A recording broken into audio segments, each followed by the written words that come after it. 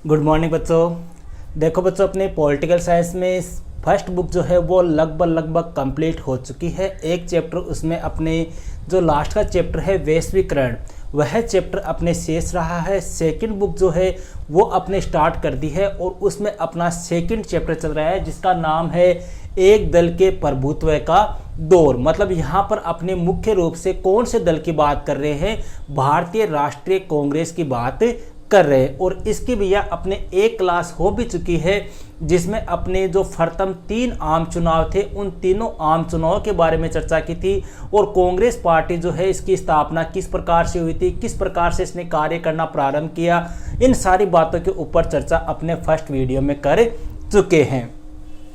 अब बात करते हैं भैया अपने आज की क्लास की। लेकिन आज की क्लास की पहले भैया अपना जो सिस्टम चल रहा है क्वेश्चन वाला, उसकी अपनी चर्चा कर लेते हैं। देखो लास्ट वीडियो में मैंने आपसे क्वेश्चन पूछा था कि प्रथम पृथ्वी शिखर सम्मेलन या पृथ्वी सम्मेलन जो है वो कब व कहाँ हुआ था? तो वो हुआ था भैया 1992 में ब्राज़ील की राजधानी या ब्राज़ील का जो शहर है रियो डी जेनेरिया, वहाँ पर सम्मेलन हुआ था।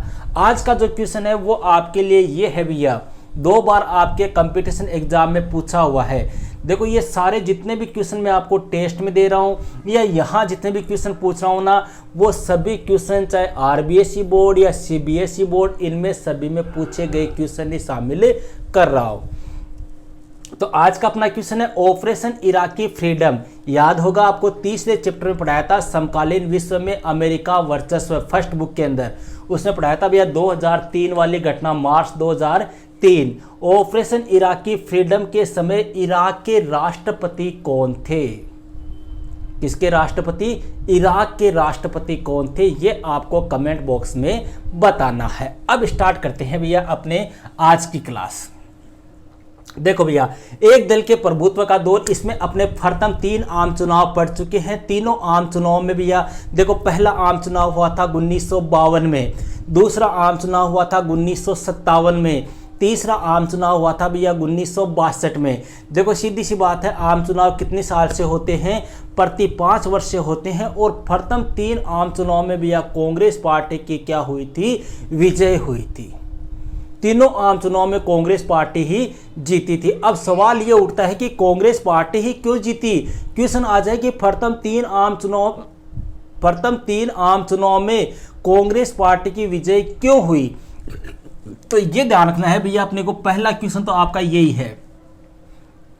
तो आज का पहला टॉपिक अपने क्या रहेगा कि प्रथम जो 3 आम चुनाव हुए थे उन तीनों आम चुनाव में ऐसे क्या कारण थे कि कांग्रेस ही विजय रही, कोई दूसरी पार्टी नहीं जीती? तीनों में लगातार कांग्रेस क्यों रही? इसके ऊपर चर्चा करते हैं। तो देखो भैया सबसे पहला पॉइंट तो अपने क्या हो गया कि कांग्रेस उस समय का क्या था भैया? सबसे बड़ा और सबसे प्राचीन दल था। देखो आपको मैंने बताया था लास्ट वीडियो में 28 दिसंबर 1885 ईस्वी को बंबई में भैया एक संस्कृत विद्यालय था, इसका नाम था सेठ गोकुल तेजपाल संस्कृत विद्यालय। वहां पर एक ब्रिटिश अधिकारी था जिसका नाम था A.O. ह्यूम। पूरा नाम है भैया एलन ऑक्टेवियन ह्यूम। इसने भैया किसकी स्थापना की थी? कांग्रेस की स्थापना की थी। ठीक है, तो 1885 में भैया कांग्रेस की स्थापना हो गई थी। 1885 से पहले किसी भी दल की स्थापना नहीं हुई है। ध्यान रखना, सबसे पहले 1885 में कांग्रेस की ही स्थापना हुई थी। बाद में आपके कम्युनिस्ट पार्टी वगैरह, जनसंघ पार्टी वगैरह, बीजेपी वगैरह, ये सब बसपा वगैरह सारी पार्टियां जो है वो बाद में आई है। तो भैया कांग्रेस की विजय क्यों हुई? क्योंकि यह उस समय का सबसे बड़ा दल था और सबसे प्राचीन दल भी था। तो सबसे बड़ा हो गया, सबसे प्राचीन हो गया, इसका मतलब सबसे मजबूत दल भी यही हो गया। इसको टक्कर देने वाला कोई दूसरा दल था ही नहीं, इसलिए इसकी क्या हुई? विजय हुई। दूसरा पॉइंट अपने कह सकते हैं कि स्वतंत्रता संग्राम में महत्वपूर्ण योगदान, किसका योगदान? कांग्रेस का भैया। अपने जो आज़ादी की लड़ाई है, इस आज़ादी की लड़ाई में कांग्रेस के जो प्रमुख नेता थे, चाहे वो नेहरू हो, चाहे गोखले हो, चाहे तिलक हो, चाहे अपने गांधी हो, कोई भी हो, इनका अपने आज़ादी की लड़ाई में जो है वो महत्वपूर्ण योगदान रहा था। इसलिए कांग्रेस उस समय लोगों की एक प्रमुख या पसंदीदा पार्टी थी, जिसकी वजह से भी कांग्रेस क्या हुई थी? विजय हुई थी। नंबर 3 भैया, सबको साथ में लेकर चलने की नीति। भैया कांग्रेस पार्टी जब स्थापना हुई थी उस समय इस पार्टी के अंदर मतलब बड़े जो लोग थे, प्रभुत्वशाली जो लोग थे, उनका ही दबदबा था। लेकिन गांधी के जैसे ही आगमन हुआ, गांधीवादी युग का जैसे ही प्रारंभ हुआ, महात्मा गांधी का जैसे ही कांग्रेस में प्रवेश हुआ, तो इसके बाद में भैया महात्मा गांधी ने कहा कि कांग्रेस जो है उसमें सभी लोगों को साथ लेकर चलो, सभी का हित करो, सभी का विकास करो, सभी की मांगों को पूरा करने का प्रयास करो। इस प्रकार से कांग्रेस जो थी वो एक प्रकार से कहते हैं ना कि सबका हित, सबका विकास, सबके विकास को लेकर कार्य कर रही थी। इस वजह से भी लोगों की जो पसंदीदा पार्टी थी वो कांग्रेस बनी और प्रथम 3 आम चुनाव में कांग्रेस की क्या हुई, विजय हुई। दूसरा भैया, विरोधी दलों का निर्माण कांग्रेस से। अब अगला पॉइंट ये आ रहा है कि विरोधी दल मतलब कांग्रेस को टक्कर देने वाला, हालांकि उस समय कोई दल था ही नहीं जो टक्कर दे सके, लेकिन फिर भी जो कांग्रेस के अलावा जो दल थे भैया, जितने भी विपक्षी पार्टियां थी, वो सभी विपक्षी पार्टियां जो है वो लगभग कौन सी पार्टी से निकलकर बनी थी, कांग्रेस से निकलकर बनी थी। समझ रहे हो, जैसे भारत से निकल के क्या बना है, पाकिस्तान बना है। तो अब पाकिस्तान भारत को आंख दिखाता है तो क्या भारत डर जाएगा? क्या नहीं डरेगा भैया, सीधी सी बात है, क्योंकि पाकिस्तान का निर्माण किससे हुआ है, भारत से हुआ है। तो उसी प्रकार से जो विरोधी दल थे, जो विरोधी पार्टियां उस समय बनी थी, वो सब कहां से बनी थी, कांग्रेस से अलग होकर बनी थी। जैसे मान लो कांग्रेस के अंदर कुछ लोग हैं, उनकी नीतियां अलग है, कुछ विचार अलग है, तो उन्होंने अपनी अलग पार्टी बना ली। कुछ लोगों की कम्युनिस्ट सोच है, उन्होंने कम्युनिस्ट पार्टी बना ली। कुछ की सोशलिस्ट सोच है, उन्होंने सोशलिस्ट पार्टी बना ली। कुछ लोगों ने जनसंघ पार्टी बना ली। इस प्रकार से अब लोग जो थे उन लोगों ने अपने अपने गुट बनाकर अपने अपने नीतियों के अनुसार जो है वो अपने अलग अलग पार्टियां बना ली। लेकिन ये सारी पार्टियां निकली कहां से थी, कांग्रेस से निकली थी। अरे सीधी सी बात है, समुद्र से 1-2 बाल्टी कम कर ले तो समुद्र को क्या फर्क पड़ेगा, कोई फर्क नहीं पड़ेगा। तो इस समय जो विरोधी पार्टियां थी वो कांग्रेस से निकलकर बनी थी और वो कांग्रेस को टक्कर देने में क्या थी, कमजोर थी, असक्षम थी। इस वजह से कांग्रेस क्या हुई, विजय हुई। अगला पॉइंट अपने दे सकते हैं भैया, गठबंधन सरकारों की असफलता। गठबंधन सरकार क्या होती है भैया, देखो सबसे पहले तो ध्यान रखना, गठबंधन सरकार, गठबंधन कहते किसको है। देखो कई बार क्या होता है भैया, जब किसी भी पार्टी को स्पष्ट बहुमत नहीं मिलता, स्पष्ट बहुमत का मतलब आधे से ज्यादा सीटें, तो वह पार्टी सरकार नहीं बना सकती। सीधी सी बात है, सरकार बनाने के लिए अपने भारत में क्या सिस्टम है, स्पष्ट बहुमत मिलना चाहिए आपको, आधी से ज़्यादा सीटें आपको प्राप्त होनी चाहिए। ठीक है, जैसे वर्तमान की बात करें, बीजेपी को स्पष्ट बहुमत है, समझ रहे हो, या लास्ट ईयर भी अपने लास्ट के जो चुनाव थे उसमें बीजेपी को स्पष्ट बहुमत था। तो जिन पार्टियों को स्पष्ट बहुमत नहीं मिलता वो पार्टियां क्या करती है, किसी दूसरी पार्टी के साथ में मिलकर क्या बनाती है, सरकार बनाती है। दूसरी पार्टी के साथ में समझौता करके उसके साथ में एक प्रकार से नियमों के तहत समझौता करके या गठबंधन करके सरकार बनाती है। उसी को क्या कहते हैं, गठबंधन सरकार। या सीधी भाषा में याद रख लो, कई दलों को मिलाकर बनाई गई सरकार, मिली जुली जो सरकार होती है वह क्या कहलाती है, गठबंधन सरकार। तो उस समय भी जितनी भी गठबंधन सरकार बनी, जो गठबंधन सरकार बनी, जैसे केरल में बनी थी, आपको पढ़ाया था मैंने लास्ट वीडियो में, कम्युनिस्ट पार्टी ने बनाई थी। ठीक है, तो जो गठबंधन सरकार बनी थी भैया, वो देश की शासन व्यवस्था को चलाने में क्या रही, असफल रही। तो असफल रही तो लोगों ने उनको वोट देना ही बंद कर दिया और किनको वोट देना स्टार्ट कर दिया, या किस पार्टी का पक्ष लेना प्रारंभ कर दिया, कांग्रेस का पक्ष लेना प्रारंभ कर दिया, जिसकी वजह से कांग्रेस विजयी रही।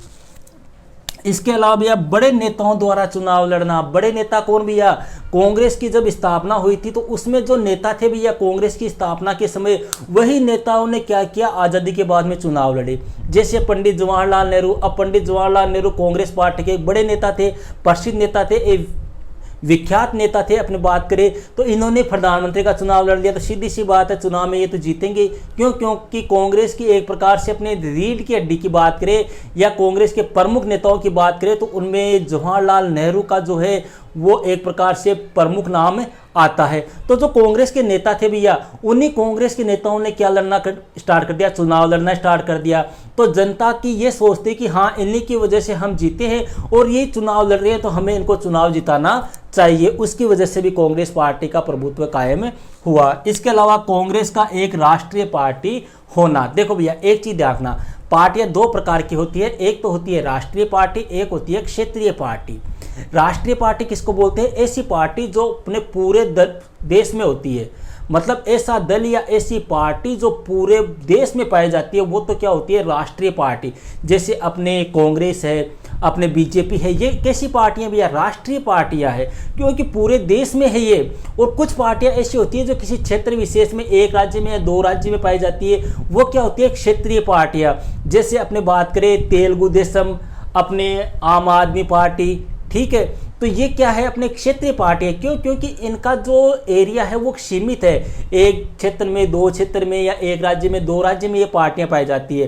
तो कांग्रेस जो है वो कैसी पार्टी है, राष्ट्रीय पार्टी है। देखो अपने ध्यान रखना, वर्तमान समय में राष्ट्रीय पार्टी है उनकी संख्या कितनी है, 8 है।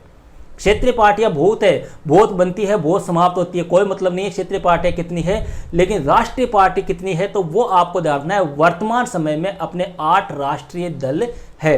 तो कांग्रेस कैसा दल था भैया, राष्ट्रीय दल था, बड़ा दल था, इसकी वजह से भी कांग्रेस प्रथम 3 आम चुनाव में विजयी रहा।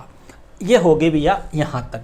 अब बात करते हैं आगे कांग्रेस की प्रभुत्व की प्रकृति की। साहब कांग्रेस का प्रभुत्व रहा, उसकी प्रकृति कैसी थी, आखिर क्या वजह हुई जिससे कांग्रेस का प्रभुत्व कायम रखा, कांग्रेस की कार्यप्रणाली कैसी थी, उसकी शैली कैसी थी, उसके ऊपर अपने चर्चा करते हैं। तो देखो प्रकृति के अंतर्गत अपने समझने की कोशिश करना भैया, सिर्फ भारत में एक पार्टी का प्रभुत्व नहीं है। ये यहां पर ऐसे कह रहे हैं कि भारत में एक ही पार्टी का प्रभुत्व नहीं है, और भी देशों में है, बहुत सारे देशों में है, लेकिन भारत तथा अन्य देशों में क्या है भैया, फर्क है। मतलब एक दलीय प्रभुत्व है ना, एक ही दल की सरकार जो है ना वो भारत में नहीं बनती है, और भी देशों में बनती है, लेकिन भैया फर्क है। फर्क क्या है उसकी चर्चा देखो आगे करते हैं अपने। जैसे कई देशों में एक ही पार्टी का शासन का अधिकार है, कुछ ऐसे देश है अपने विश्व के अंदर जहां पर एक ही पार्टी को शासन करने का अधिकार है। जैसे अपने बात करें भैया चीन है, क्यूबा है, सीरिया है, इसमें हमेशा एक ही पार्टी की सरकार बनती है, ऑलराउंडर फिक्स है, एक ही पार्टी की सरकार बनेगी। क्यों? क्योंकि यहाँ के संविधान ने जो है वो एक ही पार्टी को क्या दे रखी है, अनुमति दे रखी है। तो ध्यान रखना भैया, जहां पर हमेशा एक ही पार्टी की सरकार बनती है वह व्यवस्था कैसी व्यवस्था कहलाती है, एक दलीय व्यवस्था कहलाती है। एक दलीय मतलब एक ही दल की क्या होना, प्रधानता होना। तो कहां पर है एक दलीय व्यवस्था, चीन, क्यूबा, सीरिया में, यहां पर हमेशा एक ही दल की क्या बनती है, सरकार बनती है। इसके अलावा भैया म्यांमार है, बेलारूस है, इरिट्रिया है भैया, यहां पर भी ध्यान रखना एक ही दल की सरकार बनती है, लेकिन वो किस रूप में, कानूनी या सैन्य रूप में। किस रूप में, कानूनी या सैन्य रूप में, मतलब तानाशाही के रूप में यहाँ पर सरकार बनती है। तो देखो यहाँ पर भी अपने एक ही दल का प्रभुत्व है, यहाँ पर भी एक ही दल का प्रभुत्व है, यहाँ पर भी एक ही दल का प्रभुत्व है। तो अब बात ये आती है कि गुरुजी इनमें अंतर क्या है। अंतर देखो भैया, यहाँ पर किस प्रकार की व्यवस्था है, एक दलीय व्यवस्था, मतलब यहाँ पर कोई दूसरा दल है ही नहीं साहब, तो पार्टी कहां से जीतेगी दूसरी। लेकिन भारत जो है, भारत में किस प्रकार की दलीय व्यवस्था है, बहुदलीय व्यवस्था है। बहुदलीय का मतलब यहाँ पर एक ही दल नहीं है, यहाँ पर बहुत सारे दल है। तो यहाँ पर भारत में जो कांग्रेस की सरकार बनी थी ना भैया, वो जीतकर बनी थी। बहुत सारे दलों के मध्य चुनाव हुए थे, बहुत सारी पार्टियां खड़ी हुई थी, उन बहुत सारे चुनाव में से या बहुत पार्टियों में से एक पार्टी जीतकर आई थी, वो कौन सी थी, कांग्रेस थी। ये फर्क है भैया। तो कहने का मतलब हो गया यहां पर एक ही दल है। अरे सीधी सी बात है, एक बार की बात है, छोटा बच्चा था, वो खुश होकर घर पे आया और घर पे आके पिताजी से बोला कि पिताजी आज 10 किलोमीटर की स्कूल में दौड़ हुई और मैं पहले स्थान पे आया। तो पिताजी ने कहा वाह बेटा शाबाश, बहुत बधाई हो, तू पहले स्थान पे आया। तो मम्मी ने पूछ लिया कि बेटा कितने लोग दौड़े थे, तो कहा मम्मी मैं अकेला ही दौड़ा था। दौड़ने वाले कितने थे कि मम्मी में अकेला ही था। तो सीधी सी बात है, अकेला दौड़ेगा तो वो जीतेगा ही, कन्फर्म सी बात है। वो 1 घंटे में आओ चाहे 2 घंटे में आओ, जीतेगा तो वही। तो यहाँ पर तो क्या हो रहा है भैया, एक ही दल दौड़ रहा है, यहाँ पर तो एक ही दल खड़ा हो रहा है, हर बार उसी की सरकार बन रही है। लेकिन यहाँ भारत में भैया ऐसा नहीं है, भारत में लोकतंत्र है। आपको फर्स्ट चैप्टर पढ़ाया था, बताया था ना लोकतंत्र की चुनौती। तो भारत में क्या है, लोकतंत्र है। यहाँ पर बहुत सारे दल है, विभिन्न दल जो है वो चुनाव में अपने प्रतिनिधि खड़े करते हैं और उनमें से एक पार्टी जो है वो क्या करती है, सरकार बनाती है। तो ये अंतर है भैया भारत और अन्य देशों की दलीय व्यवस्था में, उनके प्रभुत्व में। क्वेश्चन पूछ ले आपको चीन और भारत के प्रभुत्व के, ये दलों के प्रभुत्व के बीच में क्या अंतर है, तो ये आपको साबित करना है। देखो भारत में एक पार्टी का प्रभुत्व इनसे अलग है, कांग्रेस चुनाव जीत कर। देखो भैया, एक पार्टी का प्रभुत्व इनसे अलग है। इनसे अलग क्यों है? क्योंकि यहाँ पर भारत में भैया जितनी बार कांग्रेस की सरकार बनी थी, 3 आम चुनाव में कांग्रेस का प्रभुत्व रहा था। वो किस आधार पर रहा था? क्योंकि कांग्रेस जो है वो चुनाव में जीत कर आई थी। यहाँ पर बहुदलीय व्यवस्था है, यहाँ पर चुनाव होते हैं और चुनाव में जो पार्टी सबसे ज्यादा मत हासिल करती है वह पार्टी क्या बनाती है? अपनी सरकार बनाती है। क्लियर है? अगला पॉइंट आता है भैया, कांग्रेस एक विचारधारात्मक गठबंधन के रूप में। देखो भैया, इन बिंदुओं को समझने की कोशिश करा करो। कई बार क्या होता है, अपने को आंसर नहीं आता कि क्या पूछा है अगले ने, तो इन्हीं से अपने आंसर निकालो। देखो, कांग्रेस एक विचारधारात्मक, विचारधारा आप जानते हो गठबंधन के रूप में। गठबंधन अभी आपको मैंने बताया क्या होता है। तो कांग्रेस जो है भैया, उसकी विचारधारा किस प्रकार एक गठबंधन के रूप में तब्दील हुई, उसके बारे में अपने चर्चा करते हैं। देखो भैया, सबको पता है अपने को कि कांग्रेस की स्थापना कब हुई थी? 28 दिसंबर 1885 को बंबई में हुई थी। A.O. ह्यूम ने की थी और पहला अधिवेशन भी भैया ध्यान रखना कहां पर हुआ था? बंबई में ही हुआ था। लेकिन प्रारंभ में कब, जब कांग्रेस की स्थापना हुई थी, प्रारंभ में कांग्रेस क्या थी भैया? नवशिक्षित, कामकाजी, व्यापारिक वर्गों का संगठन था। ध्यान रखना, कांग्रेस की जब स्थापना हुई थी भैया, उस टाइम पे कांग्रेस एक राजनीतिक दल नहीं था, एक पार्टी नहीं थी। उस समय क्या था? ये एक संगठन था जिसमें कौन लोग आते थे? पढ़े लिखे, नवशिक्षित लोग, कामकाजी लोग, व्यापारी लोग, मतलब पैसे वालों का ये संगठन था उस समय।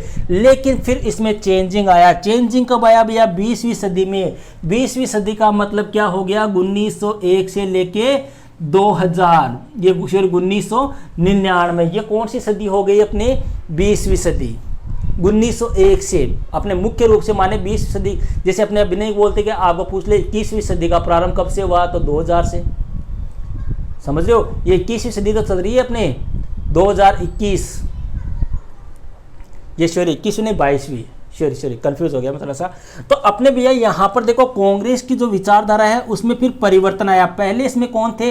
नवशिक्षित, कामकाजी, व्यापारिक वर्ग के लोग थे। लेकिन 20वीं सदी में इसमें चेंजिंग आ गया। चेंजिंग क्यों आ गया? क्योंकि 20वीं सदी में किसका प्रवेश हो गया? महात्मा गांधी का प्रवेश हो गया। महात्मा गांधी साउथ अफ्रीका से कहाँ आ गए? भारत में आ गए। और महात्मा गांधी ने भैया जन आंदोलन का रूप दे दिया इसको। कांग्रेस जो थी, उस कांग्रेस को महात्मा गांधी ने क्या किया? यहाँ पर 20वीं सदी में भारत में आने के बाद में महात्मा गांधी ने क्या किए? जन आंदोलन किए। जन आंदोलन का रूप दे दिया कांग्रेस को। जन आंदोलन का रूप कैसे दिया? क्योंकि भैया पहले कांग्रेस में कौन थे? नवशिक्षित, कामकाजी, व्यापारिक, मतलब पैसे वाले लोग थे। लेकिन गांधी का जैसे ही भारत में आगमन हुआ, गांधी ने कहा कि अपने कांग्रेस जो पार्टी है, इस पार्टी का स्वरूप अपने को बदलना चाहिए। अपने को इसमें अन्य विचारधाराओं के लोगों को भी शामिल करना चाहिए। देखो यहाँ पर हेडिंग क्या है? विचारधारात्मक। इसने कहा कि अन्य विचारधाराओं के लोग, वामपंथी है, गर्मपंथी है, नरमपंथी है, दक्षिणपंथी है, अपने अमीर है, अपने गरीब है, अपने मजदूर है, अपने किसान है, इन सभी को अपने क्या करना चाहिए? शामिल करना चाहिए। किसमें? कांग्रेस में। किसने कहा? महात्मा गांधी ने। कब कहा? 20वीं सदी में। और इन सभी को शामिल करके हमें कांग्रेस का क्या करना चाहिए? एक गठबंधन बनाना चाहिए, जिससे क्या होगी? कांग्रेस पार्टी और अधिक क्या होगी? मजबूत होगी। और गांधी के कहने पर ही भैया कांग्रेस में अपने जो किसान है, उद्योगपति है, शहरी है, ग्रामीण है, सभी धर्मों के लोगों को, अमीरों को, गरीबों को, दक्षिणपंथी, नरमपंथी, गर्मपंथी, मालिक, मजदूर, वामपंथी, इनको क्या किया गया? कांग्रेस के अंदर शामिल किया गया या इनके विचारों को अपनाया गया। अब यहाँ पर ध्यान रखना भैया, एक ये 2 बिंदु ध्यान देना, गर्मपंथी और नरमपंथी। गर्मपंथी कौन होते हैं? नरमपंथी कौन होते हैं? भैया जिनका स्वभाव नरम होता है, सरल स्वभाव वाले, जो अंग्रेजों के अंदर विश्वास करते थे कि हाँ अंग्रेज जो कर रहे हैं वो ठीक ही कर रहे हैं, अंग्रेजों का विरोध नहीं करने वाले, ठीक है, गांधी जी का अनुसरण करने वाले, अहिंसा की नीति का पालन करने वाले, अंग्रेजों के साथ में अनुनय विनय करने वाले, अंग्रेजों को प्रार्थना पत्र लिखकर अपनी मांगे मनवाने वाले, वो कौन थे? नरम प्रवृत्ति वाले, मतलब नरम स्वभाव वाले। जैसे गोपाल कृष्ण गोखले, महात्मा गांधी, मदन मोहन मालवीय, जवाहरलाल नेहरू, मोतीलाल नेहरू, ये कौन थे भैया? बदरुद्दीन शाह, अपने तेब जी, अपने फिरोज शाह मेहता, ये कौन थे? नरम प्रवृत्ति वाले। गर्म प्रवृत्ति वाले, सख्त स्वभाव वाले कि तूने मेरे थप्पड़ कैसे मारा, तूने एक मारा मैं तेरे 2 मारूंगा। अंग्रेजों से अनुनय विनय नहीं करते थे, सीधा कहते थे ये हमारा अधिकार है। और हम इसको लेकर रहेंगे। बाल गंगाधर तिलक, लाला लाजपत राय, ये कौन थे भैया? गर्मपंथी विचारों के थे। तो महात्मा गांधी ने इन सभी विचारधाराओं का क्या कर लिया? गठबंधन कर लिया और कांग्रेस को एक पार्टी के रूप में संपूर्ण विश्व में क्या कर दिया? लोकप्रिय रूप दिया। आगे देखो, गुटों में तालमेल एवं सहनशीलता। गुटों में तालमेल कैसे भैया? कांग्रेस पार्टी में विभिन्न गुटों के लोग शामिल थे, उन गुटों के मध्य क्या बनाई गई? तालमेल बनाया गया, उनके मध्य आपस में समन्वय कायम किया गया और उनके मध्य क्या कायम की गई? सहनशीलता की भावना कायम की गई। देखो, जो भी दल या पार्टी या लोग आते, उन्हें कांग्रेस क्या कर लेती थी भैया? अपने में शामिल कर लेती थी। मतलब कोई भी आ जाए, चाहे कोई वामपंथी विचारधारा का हो, चाहे नरमपंथी, चाहे दक्षिणपंथी, कोई भी विचारधारा का हो, जो भी व्यक्ति कांग्रेस की श्रेणी में आता, कांग्रेस उसको क्या कर लेती? शामिल कर लेती। और कांग्रेस जब शामिल कर लेती तो भैया विपक्षी पार्टियां जो है वो क्या पड़ जाती थी? कमजोर हो जाती थी। इस पार्टी में विभेद भी होते थे। विभेद कैसे भैया? कांग्रेस जो है उससे टूटकर कई छोटी मोटी अलग अलग पार्टियां भी बनती थी, जैसे सोशलिस्ट पार्टी है, कम्युनिस्ट पार्टी है। अपने देखो, जितनी भी छोटी मोटी पार्टियां बनी थी ना उस समय, वो सारी की सारी 99% किससे निकलकर बनी थी? कांग्रेस से निकलकर बनी थी। कांग्रेस के जो लोग थे भैया, उनमें से मान लो कई लोग ऐसे आ जाए कि उनकी विचारधारा अलग हो, कांग्रेस वाले उसको एक्सेप्ट नहीं करते, तो वो लोग क्या कर लेते? अपने नई पार्टी का निर्माण कर लेते। तो इस पार्टी में विभेद भी होते था, सहनशीलता भी होती। मतलब पार्टी जो है वो कई बार टूटती भी थी। जैसे आपको पता हो, कांग्रेस का विभाजन हो गया था भैया 1907 में, गर्म दल और नरम दल में।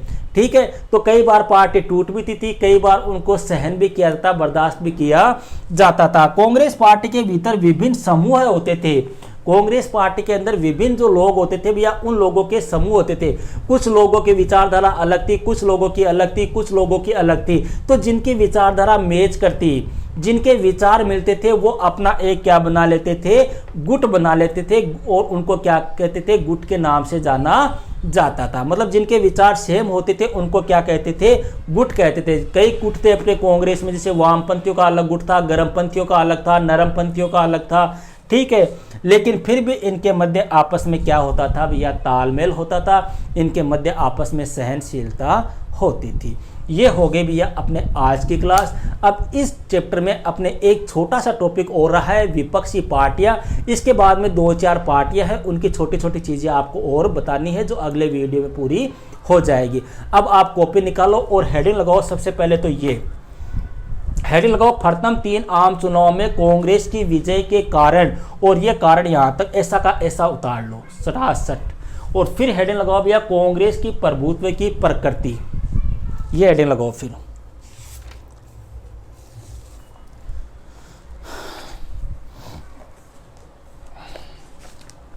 लिखो, विश्व में केवल भारत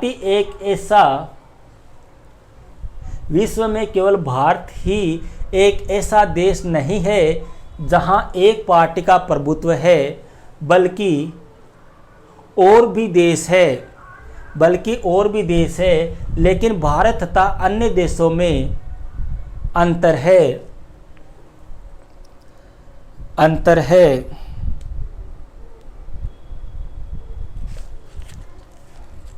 कई देशों में एक ही पार्टी को शासन का अधिकार संविधान द्वारा दिया गया है, जैसे चीन, क्यूबा, सीरिया। ब्रैकेट में यहां पर कर लेना, एक दलीय व्यवस्था लिख लेना भैया ब्रैकेट में। इसके अलावा कुछ देश जैसे म्यांमार, बेलारूस, इरिट्रिया में एक ही पार्टी का प्रभुत्व कानूनी और सैन्य उपायों के चलते कायम हुआ है।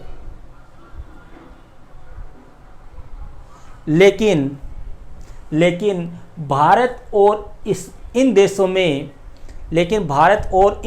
में अंतर है। भारत में बहुदलीय व्यवस्था पाई जाती है,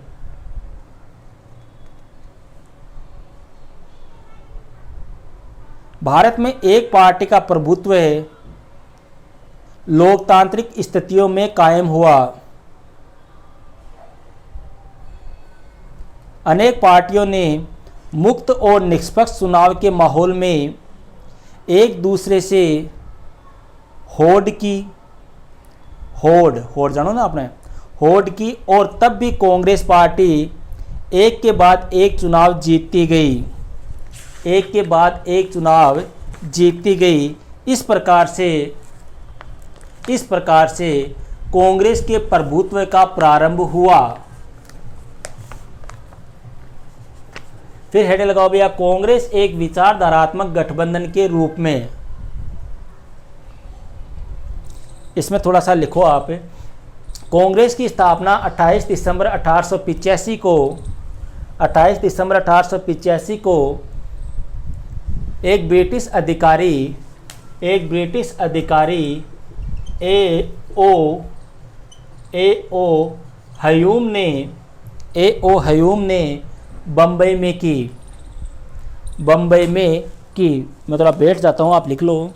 ए ओ हयूम ने बम्बई में की। जिस वक्त कांग्रेस की स्थापना हुई उस समय कांग्रेस एक नवशिक्षित कामकाजी और व्यापारिक वर्गों का समूह थी। लेकिन 20वीं सदी में कांग्रेस ने महात्मा गांधी के प्रवेश के बाद जन आंदोलन का रूप ले लिया।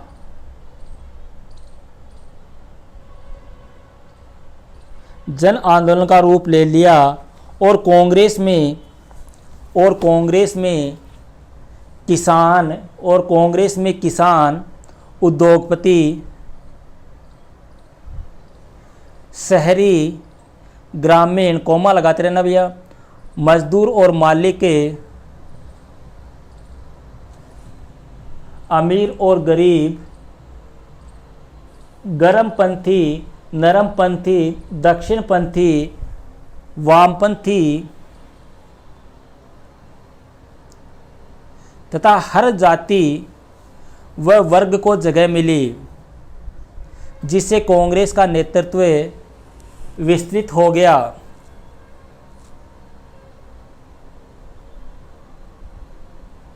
कांग्रेस ने अपने अंदर, एक मिनट लिखो, इसको छोड़ो, ऐसे लिखो, कांग्रेस एक मंच की तरह थी जिस पर अनेक समूह हित और राजनीतिक दल तक आ जुड़ते थे तथा राष्ट्रीय आंदोलन में भाग लेते।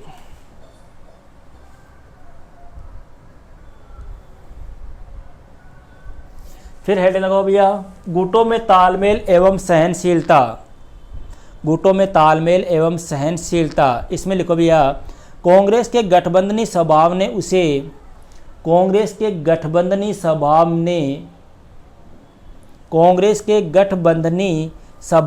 उसे एक असाधारण ताकत दी, क्योंकि जो भी कांग्रेस में आए, कांग्रेस ने उसको अपने में शामिल कर लिया तथा कांग्रेस हर मसले पर संतुलन के साथ कार्य करता।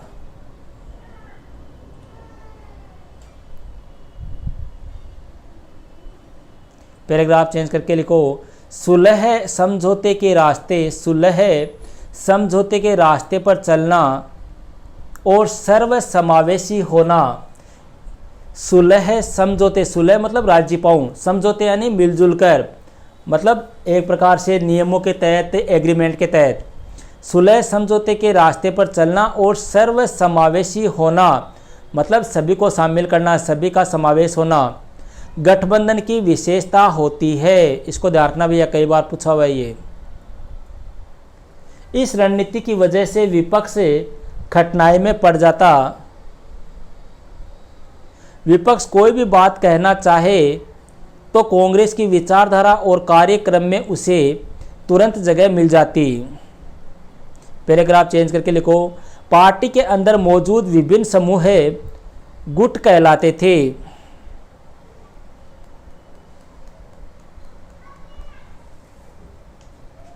इन गुटों के बनने का प्रमुख कारण अलग अलग विचारधाराएं थी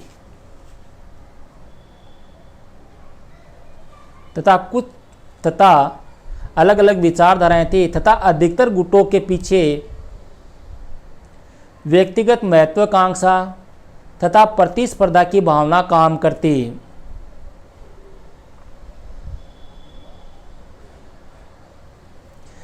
कांग्रेस की अधिकतर प्रांतीय इकाइयां विभिन्न गुटों को मिलाकर बनी थी।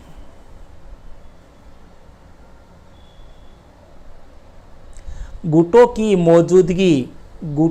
मौजूदगी की यह प्रणाली शासक दल के भीतर संतुलन साधने के एक औजार की तरह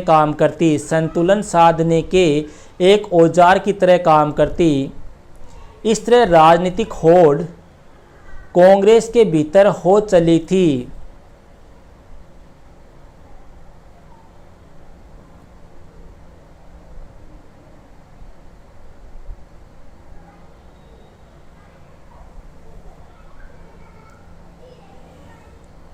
आगे लिखो, चुनावी प्रतिस्पर्धा के पहले दशक मतलब जब चुनाव हुए थे उसका पहला दशक कौन सा हो गया भैया? 1950 से 60। दशक का मतलब होता है 10 साल। लिखो, चुनावी प्रतिस्पर्धा के पहले दशक में कांग्रेस ने शासक दल की भूमिका निभाई और विपक्ष की भी इसी कारण भारतीय राजनीति के इस कालखंड को कांग्रेस प्रणाली कहा जाता है। ओके भैया, तो ये थी अपने आज की क्लास। नेक्स्ट वीडियो में ये चैप्टर अपने कंप्लीट हो जाएगा।